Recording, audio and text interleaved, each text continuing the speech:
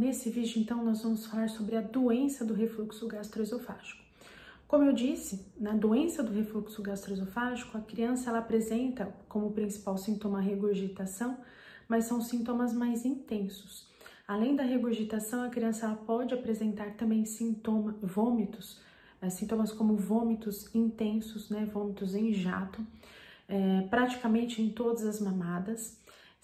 Geralmente essa regurgitação ou esse vômito, ele é com leite ainda não digerido, né? Então é o leite praticamente do jeito que entra, o leite sai. Além disso, a criança não ganha peso, é uma criança extremamente irritada e rejeita peito, rejeita mamadeira, rejeita alimentação no geral. E o que mais preocupa a gente e a mãe é realmente o não ganho de peso. Essa enfermidade ela acomete uma minoria das crianças, a maioria, como eu disse, é fisiológico, e nesses casos cabe, né, ao médico, ou pediatra, ou médico de família, fazer a investigação.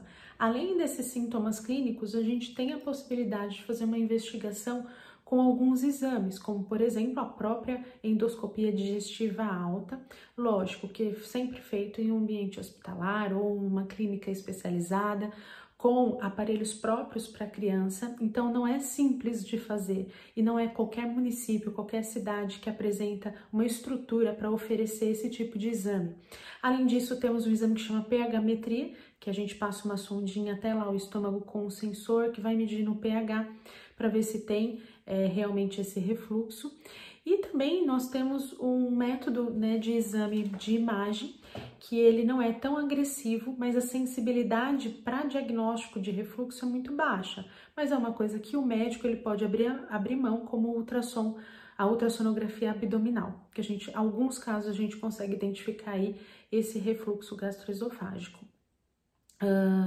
Como forma de tratamento e forma de amenizar, a gente vai tentando algumas estratégias. A primeira estratégia não é entrar logo de cara com a medicação.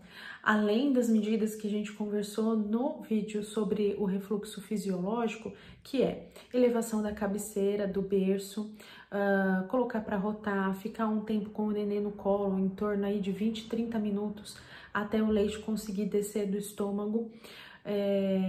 A gente tem algumas medidas que já começa a entrar para a área de medicação. A primeira delas, nós vamos falar sobre a troca da fórmula. Como eu falei no vídeo passado, para criança que mama mamadeira, nós temos a possibilidade de trocar para fórmulas anti-regurgitação, que são as fórmulas AR, NAN-AR, Enfamil-AR, Aptamil-AR, Novamil-AR e por aí vai.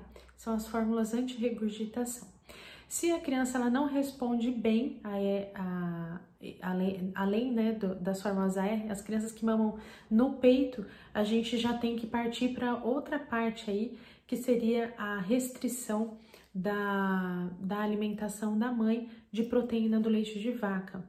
A gente fala isso porque os sintomas da alergia à proteína do leite de vaca, ele pode sobrepor com os sintomas do refluxo, da doença do refluxo gastroesofágico.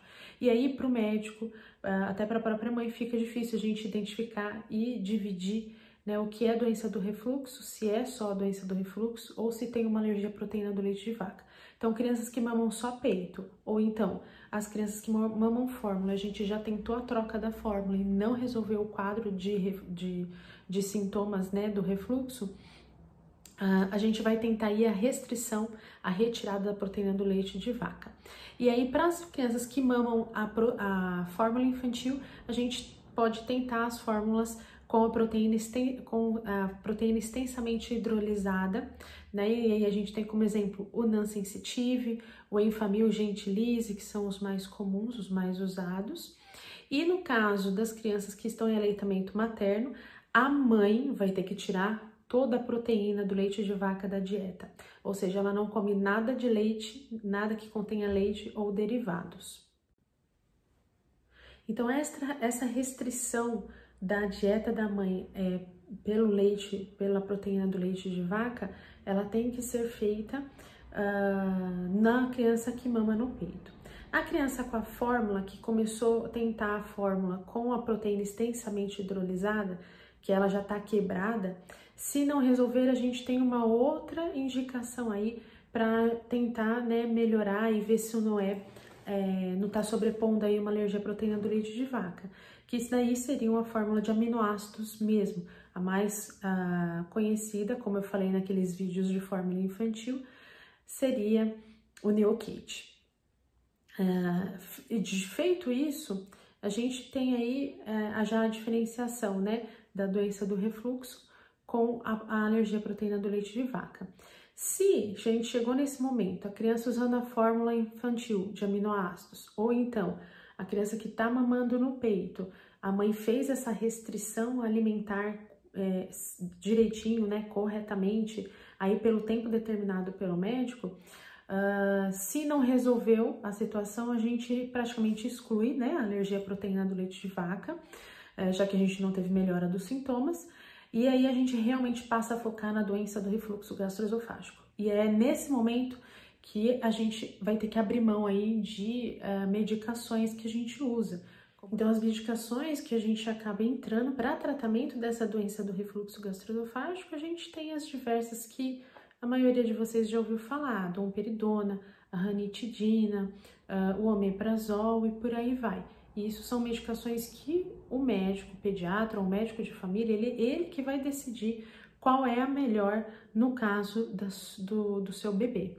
Então, nunca a gente deve, diante de uma doença do refluxo gastroesofágico ou quando você suspeita, né, você mãe suspeita, fica preocupada achando que é a doença, nunca devemos entrar com uma fórmula infantil ou com alguma medicação, com alguma outra medida, sem antes conversar com o seu médico, né? É uma doença que não é tão simples assim, né?